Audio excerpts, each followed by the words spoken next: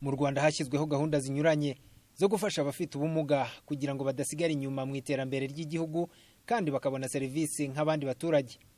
Gusa muri uru rugendo haracyagaragaramo imbogamizi cyane cyane ku bafite ubumuga bwo kutumva no kutavuga. Serivisi zo kwa muganga ni zimwe mu ziganwa n'abantu benshi cyane, aho bikenerwa ko kugira ngo umuntu ahabwe serivisi inoze bisaba ko yumvikana neza n'ababa bamuha iyo serivisi. Aha rero ntabwo byorohera bamwe mu bafite ubumuga bwo kutumva no kutavuga. Uyu ni Akimana Theodosi, umwe mu bafite ubu bumuga, aho agaragaza zimwe mu mbogamizi yahuye nazo akeneye serivisi kwa muganga bitewe no kutabasha kumvikana n'uwamuvuraga. Bamuhaye serumu, bamushyize mu serumu ariko nako bamubajije ikibazo afite.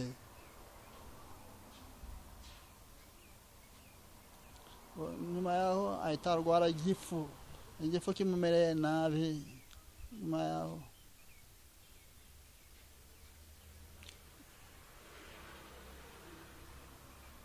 Nyuma yaho abaganga bahita batekereza ko ashobora kuba atwite, afite inda kandi ko yararwaye igifu. Ni ikibazo bahura nacyo muri serivisi zinyuranye kubera ko ibigo byinshi bitagira abasobanukiwe ururimi rw'amarenga. Mukamwiza Venansi ufite ubumuga bwo kutabona, aha twamusanze kwa muganga amaze kwibaruka umwana w'umukobwa, aho yemeza ko nubwo we kimwe na bagenzi be bahura n'ingorane, ku bafite ubumuga bwo kutumva no kutavuga biba ari umwihariko. Kuko nimba atabashije kubona n'umuntu wagenda bari kumwe ngo avuga ati bimeze gutya, byagenze bitya, ni ugupfa kwishorera ngo agiye kwa muganga, rwose ntabwo byoroshye. Bashobora kuvuga ati yakoresha inyandiko ariko batumva ntibavuge bose ntabwo bizi.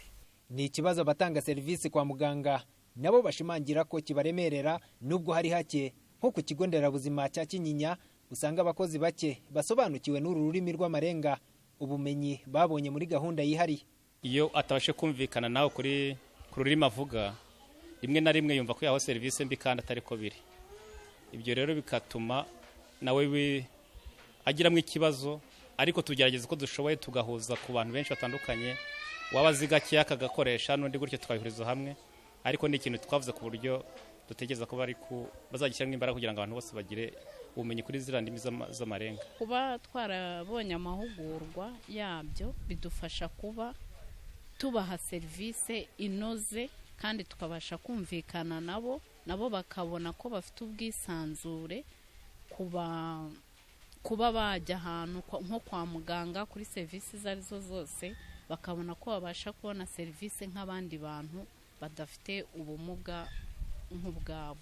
Umuyobozi nshingwabikorwa w'umuryango w'abafite ubumuga bwo kutumva no kutabona mu Rwanda, Munana Samuel, kimwe na Akimana Theodosi, basanga hari igikwiye gukorwa kugira ngo ururimi rw'amarenga rumenywe n'abatanga serivisi bakenera cyane. Aravuga ngo nuko iyo umusimuzi atamufite byaba byiza ko abaganga bagomba kwitaho umuntu ufite ubumuga bwo kutumva, bakagerageza bakamenyera amarenga, bakamenya uburyo bakumvikana nabo. Ku bakozi bakora mu bigo bitandukanye bitanga serivisi, icyifuzo cya mbere ni uko bakwiga ururimi rw'amarenga kugira ngo bajye bamenya ati umuntu uje tugana arashaka iki, arasaba iki, icyifuzo afite ni iki. Umuryango w'abafite ubumuga bwo kutumva no kutavuga mu Rwanda ugaragaza ko abafite bene ubu bumuga bafite hejuru y'imyaka 5 mu gihugu hose bagera ku 30,471 hashingiwe ku ibarura ry'abaturage ryo muri 2012. Abataragize amahirwe yo kwiga babaha amahugurwa y'ururimi rw'amarenga, ari nako basaba ko rwashyirwa mu ndimi zemewe zikoreshwa mu Rwanda, bityo runashyirwe mu zigishwa mu mashuri. Pasco Buhura, Televiziyo Rwanda.